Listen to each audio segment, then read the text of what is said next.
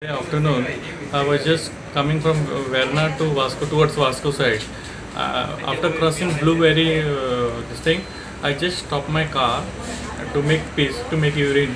So I just stopped and went to make urine. By the time one white color Activa came scooter, and along with that two person were there. One person was wearing with helmet, and I went to piss. That fellow stopped and he came down. The person who was down, a person with the helmet, he came down. And then he started telling me, why you're not withdrawing the case immediately. Either you withdraw the case immediately, otherwise he gave me bad words also. And then he said, if you don't withdraw the case, you and your family will be killed. And then he hit one stick on my head, and unfortunately I felt giddiness and fell down. And after some time, when I just woke up and just saw the scooter was not there, it disappeared. After it was bleeding too much, so I just left to Vasco to get my medical treatment.